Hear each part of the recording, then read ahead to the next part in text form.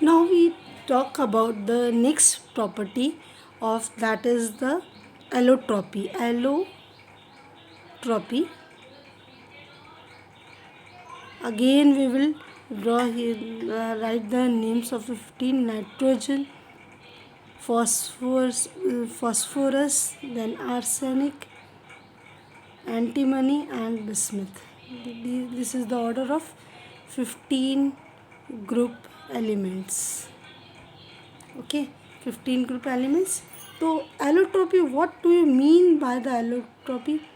Means when an element is available in more physical form, this property is known as allotropy. When a element is available in more physical form, this property is known as allotropy. Okay, here nitrogen is N2 is gas. Okay, so it is not found in allotropous form. Okay, but in the case of phosphorus, arsenic, antimony, bismuth, they all show allotropy. सारे के सारे जो हैं वो allotropy show करते हैं. ठीक है ना.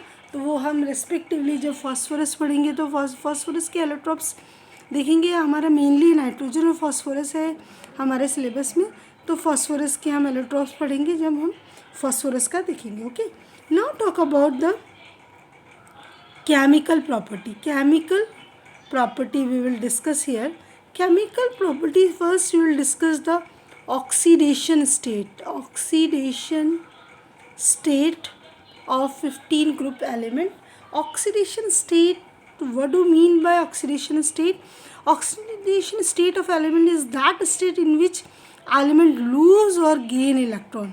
मतलब कोई भी एलिमेंट कितना इलेक्ट्रॉन्स को लूज कर सकता है, गेन कर सकता है, that is called the oxidation state. इसको क्या बोलते हैं आप? Oxidation state. Generally common oxidation state of 15 group element is +3, -3 and +5. means it can lose 3 electron, it can gain 3 electron and it can also lose. जब plus है तो वो loose कर सकता है 5 इलेक्ट्रॉन को, जब +3 है तो कैन लूज 3 इलेक्ट्रॉन, और जब -3 है it means it gain 3 electron. So और हमें पता है कि what is the general configuration हमारा इसका क्या है होता है, दैट इज़ NH2NP3.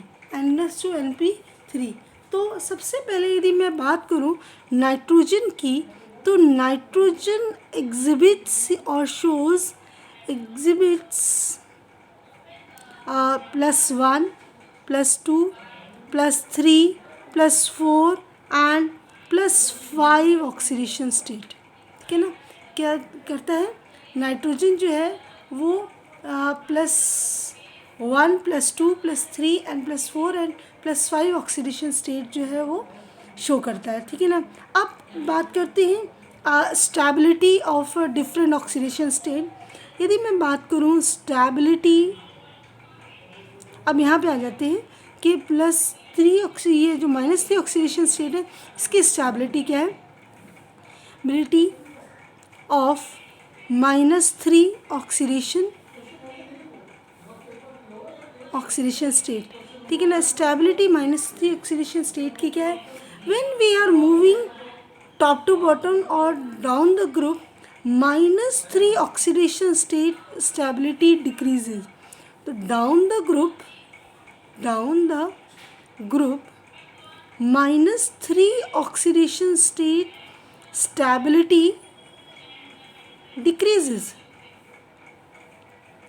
Reason क्या? What is the reason? What is the reason behind this? Down the group metallic character increases. देखते हैं ना, नाइट्रोजन फिर से बनाते हैं 15 ग्रुप एलिमेंट की series, nitrogen, phosphorus, arsenic, antimony, bismuth. आपको पता है ये क्या है? नॉन मेटल है, ठीक है. और ये क्या है? आपका मेटलॉइड है. ये क्या है? आपकी मेटलॉइड है. और ये क्या है? आपका मेटल.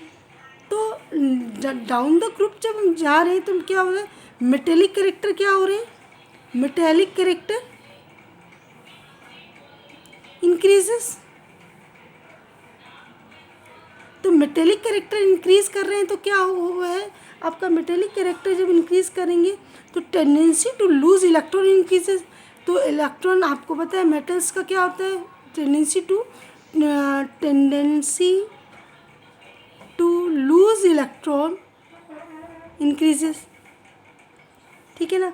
तो लूज इंक्रीज होगी क्योंकि and it's size also increases down the group. Down the group हम जा रहे हैं तो क्या है? साइज भी इंक्रीज हो रहा है. तो साइज इंक्रीज हो रहा है तो क्या हुआ? इलेक्ट्रॉन इजीली लूज करेगा. और इस वजह से क्या है? आपका जो इसकी -3 ऑक्सीडेशन स्टेट है, यानी कि इलेक्ट्रॉन को गेन करने की जो टेंडेंसी है वो क्या है? वो उसकी स्टेबिलिटी जो है वो डिक्रीज होएगी. हम यहाँ पे क्या है? ये इलेक्ट्रॉन को लूज़ करना चाहता है. मेटेलिक कैरेक्टर क्या होता है?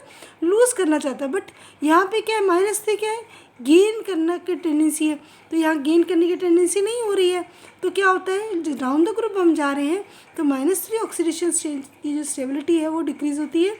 तो बट एक्सेप्शन है कि बिस्मिथ जो है वो हार्डली, बहुत मतलब bismuth is a metal and hardly show -3 oxidation state. Hardly show क्यों?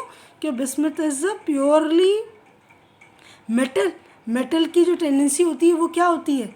लूज करने की होती है, न कि गेन करने के लिए. इसीलिए it is hardly show -3 oxidation state, ठीक है ना.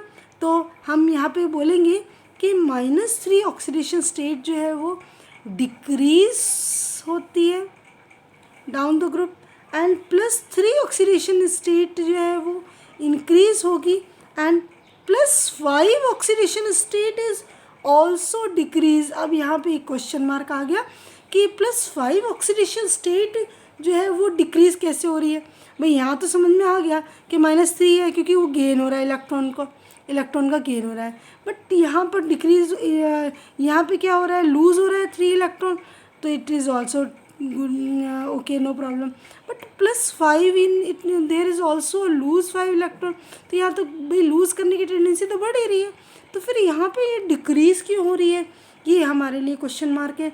तो इस क्वेश्चन मार्क का आंसर क्या है कि as arsenic, antimony and bismuth intervention of d orbital. देखिए आर्सेनिक, बिस्मिथ और एंटीमनी में क्या है कि इंटरवेंशन ऑफ डी ऑर्बिटल इसके अंदर जुड़ जाता है. क्योंकि लार्ज साइज़ की वजह से क्या होता है? डी ऑर्बिटल जो है वो इसमें जॉइन हो जाता है. तो डी ऑर्बिटल की वजह से क्या होता है? Shielding, poor shielding effect show करता है. It shows poor shielding effect. Poor shielding effect show करने की वजह से क्या होता है कि ns electron are more, ns means valence electron are more attracted towards the nucleus. And जब आपका वैलेंशियल इलेक्ट्रॉन है वो ज़्यादा अट्रैक्ट होगा न्यूक्लियस से, तो क्या होगा? इसकी जो अट्रैक्शन की पावर जो है वो बढ़ जाएगी. और जिस वजह से क्या होता है कि जो आपका valence electron are more attracted towards the nucleus due to poor shielding effect of d and f orbital, stability of +5 oxidation state decreases. And but जो आपका BiF5, आप समझ रहे हैं ना इसको? BiF5 एक कंपाउंड है bismuth in fifth oxidation state. Bismuth in fifth oxidation state form compound जो बनाता है दैट इज़ पेंटाफ्लोराइड BiF5. क्या बनाता है? BiF5 जो है वो कंपाउंड बनाता है इन +5 ऑक्सीडेशन स्टेट. ठीक है ना. क्यों डिक्रीज हो रही है समझ में आ गया बच्चों कि इसकी पुअर इनमें डी ऑर्बिटल का इंटरवेंशन हो जाता है. डी ऑर्बिटल के इंटरवेंशन की वजह से पुअर शील्ड इफेक्ट हो जाता है जिससे NS electrons are more attracted towards nucleus and that's why ये जो है +5 ऑक्सीडेशन स्टेट जो है वो डिक्रीज होता है. BiF5 जो है वो एज एक्सेप्शन जो है वो it give a +5 oxidation state in a bismuth पेंटाफ्लोराइड.